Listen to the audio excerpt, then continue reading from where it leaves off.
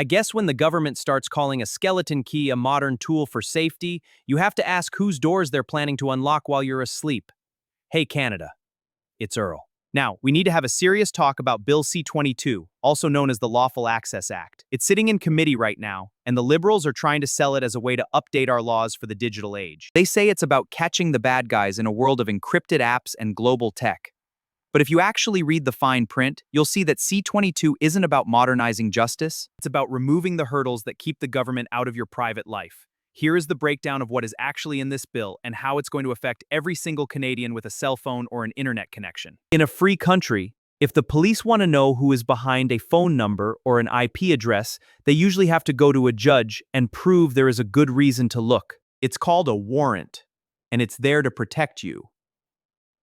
But Bill C-22 introduces something called confirmation of service power. This allows peace officers, which can include more than just the police, to issue a demand to your phone or internet provider to confirm your identity and subscriber info. The kicker? They don't need a traditional warrant for this. They can just demand the info to verify who you are. This turns your service provider into an unpaid informant for the state. In plain language, the government is creating a shortcut around the courts so they can put a name to every digital footprint you leave, without having to prove you've done anything wrong first. Currently, if Canadian police want data from a company in the US or Europe, there's a slow, formal process called a Mutual Legal Assistance Treaty. It's a checks and balances system. C-22 wants to throw that out the window. It would authorize judges to let Canadian officers go straight to foreign tech giants, think Google, Meta, or Apple, to demand your transmission data and subscriber info. By bypassing the usual diplomatic channels, the government is essentially saying they want the power to reach across borders and grab your data from anywhere in the world as fast as they can. It removes the international oversight that usually prevents one government from overreaching into the digital lives of people in another country. This is the one that should really keep you up at night.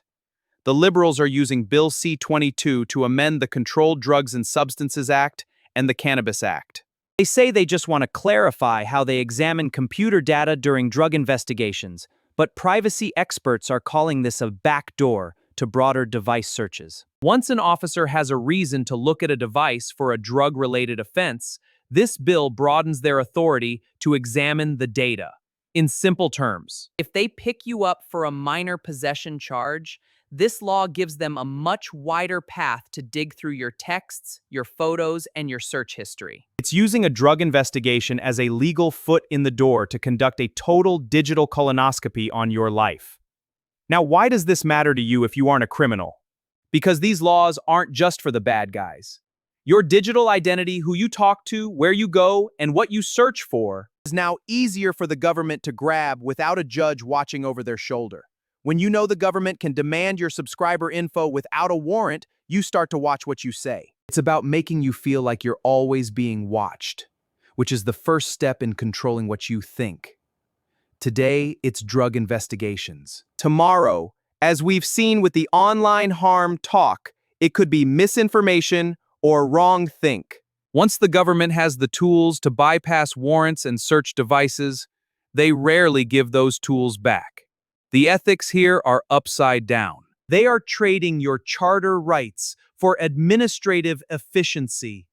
They want a lawful access key to your entire digital life, and they're hoping you're too busy with the cost of living to notice them changing the locks.